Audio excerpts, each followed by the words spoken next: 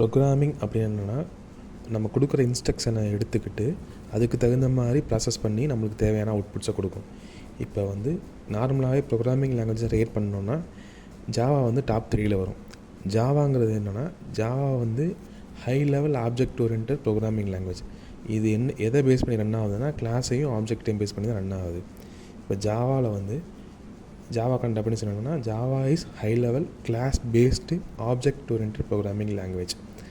It is general purpose programming language intended to let programmer write once, run anywhere, meaning that compiled Java code can run on all platforms that supports Java without need to recompile. இதுக்கு என்ன மீனிங்னா, Java வந்து class platform support பண்ணும். அதாவது இது வந்து platform paste கிடையாது, platform independent. ஒரு operating சிஸ்டமில் நம்ம வந்து ஒரு நார்மல் கம்பைலர் யூஸ் பண்ணி கம்பைல் பண்ணுற கோடை அடுத்த ஆப்ரேட்டிங் சிஸ்டம்லேயும் நம்ம வந்து திரும்ப ரீகம்பைல் பண்ணாமல் நம்ம வந்து ஜேவிஎம்ங்கிறத மட்டும் யூஸ் பண்ணி, அதாவது அந்த ஆப்ரேட்டிங் சிஸ்டம் பேஸ்டு ஜேவிஎம்ஸ் யூஸ் பண்ணி நம்ம வந்து ரீகம்பைல் பண்ணாமல் ஒன்ஸ் கம்பைல் பண்ணுற கோடை நம்ம வந்து யூஸ் பண்ணிக்கலாம். It is used to develop wide variety of application. Java வந்து mobile application, desktop application, enterprise software, scientific application and embedded system, இந்த மாதிரி நிறையா அப்ளிகேஷன்ஸ் டெவலப் பண்ணுறதுக்கு ஜாவா நம்ம யூஸ் பண்ணுறோம். ஜாவாவில் நம்ம ரைட் பண்ணுற கோடை ஒன்ஸ் கம்பைல் பண்ணிட்டோன்னா அடுத்த ஆப்ரேட்டிங் சிஸ்டம்லேயும் நம்ம வந்து ஜேவிஎம், அதுக்கு அந்த ஆப்ரேட்டிங் சிஸ்டம் பேஸ்டு ஜேவிஎம்ஸ் யூஸ் பண்ணி ரீகம்பைல் பண்ணாமல் யூஸ் பண்ணிக்கலாம். இதனால தான் ஜாவா வந்து கொஞ்சம் மற்ற லாங்குவேஜ்லேருந்து கொஞ்சம் டாப்பில் இருக்குது. ஃபியூச்சர்ஸ் ஆஃப் ஜாவான்னு பார்த்தோன்னா, ஆப்ஜெக்ட் ஓரியன்டட் ப்ரோக்ராமிங் லாங்குவேஜ். இது full and fully object based programming language தான். Platform independence, automatic memory management, security, multi threading support பண்ணும். பர்ஃபார்மன்ஸ் பார்த்திங்கன்னா ஹையாக இருக்கும். இப்போ வந்து இந்த சியில் வந்து எந்த லாங்குவேஜ்னாலும் நம்ம வந்து கம்பைல் பண்ணுற கோடு ப்ராசஸ் பண்ணும்போது நம்ம எழுதுகிற சோர்ஸ் கோடு வந்து மெஷின் கோடாக மாறும். இப்போ ஜாவாவில் என்ன பண்ணுன்னா, அது பைட் கோடுங்கிற கான்செப்ட் யூஸ் பண்ணும். இப்போ இந்த சிக்கு ஒரு எக்ஸாம்பிள் எடுத்துருக்கோம். இந்த சியில் வந்து சோர்ஸ் கோடு நம்ம எழுதுகிறோம். சோர்ஸ் கோடுங்கிறது என்னென்னா, ப்ரோக்ராமர் எழுதுகிற கோடு ஒரு டெக்ஸ்ட் எடிட்டரில் நம்ம எழுதுவோம்.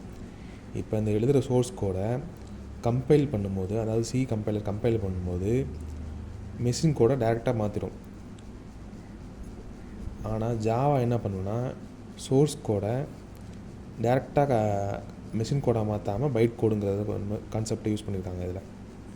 இப்போ சியை யூஸ் பண்ணும்போது சியில் என்ன பண்ணுன்னா, கம்பைல் பண்ணணுன்னா ஒரு ஆப்ரேட்டிங் சிஸ்டம் யூஸ் பண்ணி நம்ம கம்பைல் பண்ணுறோன்னா, இப்போ விண்டோஸ்னால் விண்டோஸ்க்கான சி கம்பைலர் தேவை, லினக்ஸ்க்கான சி கம்பைலர் தேவை, மேக்கான சி கம்பைலர் தேவை. ஆனால் ஜாவாவுக்கு வந்து அந்த மாதிரி இல்லை. நம்ம எழுதுகிற டெக்ஸ்ட் எடிட்டர் எழுதுகிற சோர்ஸ் கோடை வந்து, அதாவது ப்ரோக்ராம் எழுதுகிற சோர்ஸ் கோடை ஜாவா கம்பைலர் வந்து பைட் கோடாக மாற்றும். பைட் கோடை ஜேவிஎம் என்ன பண்ணுன்னா, அந்த ஆப்ரேட்டிங் சிஸ்டமுக்கு தகுந்த மாதிரி அது வந்து இன்டர்பிரட் பண்ணி அது ப்ராசஸ் பண்ணுறதுக்கு நம்ம எக்ஸிக்யூட் பண்ணுறதுக்கு அனுப்பிடும். இப்போ நம்ம எழுதுகிற சோர்ஸ் கோடு வந்து ஜாவா கம்பைலர் வந்து பைட் கோடாக மாற்றும்.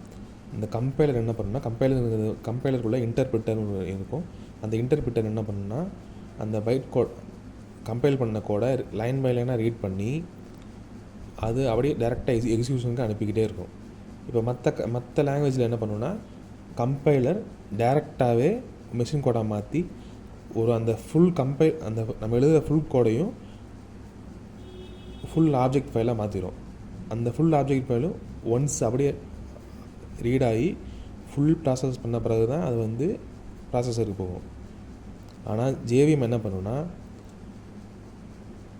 லைன் பை லைனாக ரீட் பண்ணி ப்ராசஸருக்கு சென்ட் பண்ணிகிட்டே இருக்கும். இந்த மாதிரி பண்ணும்போது லைன் பை லைனாக ரீட் பண்ணுறதுனால கொஞ்சம் ஸ்லோவாக இருக்கும். அந்த லெவலில் பூஸ்ட் பண்ணுறதுக்காண்டி தான் ஜேவிஎம்குள்ளே ஜஸ்ட் இன் டைம் கம்பைலர் ஒன்று இருக்கும். ஜஸ்ட் இன் டைம் கம்பைலர் என்ன பண்ணுன்னா, நம்ம எழுதுகிற கோடில் ரிப்பீட்டட் கோடு ஏதாவது இருந்துச்சுன்னா, அந்த ரிப்பீட்டட் ஃபங்க்ஷன்ஸ்லாம் ரிப்பீட்டடாக நம்ம யூஸ் பண்ணுவோம். அந்த ரிப்பீட்டட் கோடை வந்து ஒரு டைம் கம்பைல் பண்ணி அந்த ஜேவிஎம்குள்ளே வச்சிடும். ஜஸ்ட் இன் டைம் கம்பைலர் வந்து ஜேவிஎம்குள்ளே வச்சுருக்கோம். அந்த ஜேவிஎம் என்ன பண்ணுன்னா, அந்த ரிப்பீட்டட் ஒரு கோடு ரிப்பீட்டடாக ஆகுதுன்னா அதை வந்து மறுபடியும் கம்பைலேஷன் ப்ராசஸ்க்கு அனுப்பாமல் அந்த ஜஸ்ட் இன் டைம் கம்பைலர்லேருந்து எடுத்துக்கிறோம். இந்த மாதிரி பண்ணும்போது கொஞ்சம் வந்து ஸ்பீடப் ஆகும். இப்போ ஜேவிஎம், ஜேஆர்இ, ஜேடிகே இப்படின்னா என்னென்னா, ஜேவிஎம்ங்கிறது வந்து இன்டர்பிரிட்டர், அதாவது நம்ம எழுதுகிற கோடை கம்பைல் பண்ணி பைட் கோடை மாற்றும். அந்த பைட் கோடை இன்டர்பிரிட் பண்ணி இது ப்ராசஸருக்கு அனுப்பும். இந்த ஜேவிஎம்குள்ளே என்னென்ன இருக்குன்னா, ஜேவிஎம் வந்து என்ன பண்ணுவோன்னா பைட் கோடை ரன் பண்ணுறதுக்கு நம்ம ஜேவிஎம் யூஸ் பண்ணுறோம். அந்த ஜேவிஎம் எதுக்குள்ளே இருக்குன்னா ஜேஆர்இ அப்படிங்கிறது ஜாவா ரன் டைம் என்விரான்மெண்ட் சொல்லுவாங்க. ஜாவா ரன் டைம் என்விரான்மெண்ட் என்ன இருக்குன்னா செட் ஆஃப் லைப்ரரிஸ் இருக்கும். லைப்ரரிஸ்னால் கிளாஸ் ஃபைல்ஸு, சப்போர்ட்டிங் ஃபைல்ஸு எல்லாமே இருக்கும். நம்ம எந்த கோடு எழுதினாலும் ஃப்ரம் த ஸ்க்ராட்ச் நம்மளால் எழுத முடியாது. அது வந்து நம்ம ஆல்ரெடி இன்பில்டு லைப்ரரிஸ் இருக்கும், அதை நம்ம யூஸ் பண்ணிக்கிட்டோம்னா நம்மளுக்கு வந்து கோடிங் அதிகமாக நம்ம வந்து எழுத தேவையில்லை. ஆல்ரெடி இன்பில்டாகவே இருக்கிறதையும் யூஸ் பண்ணிவிட்டு நம்மளும் கொஞ்சம் கோடிங் எழுதி யூஸ் பண்ணிக்கலாம். இது ஜேபிஎம்மும் ஜேஆர்இயும் எதுக்குள்ளே இருக்குன்னா ஜேடிகேக்குள்ளே இருக்கும்.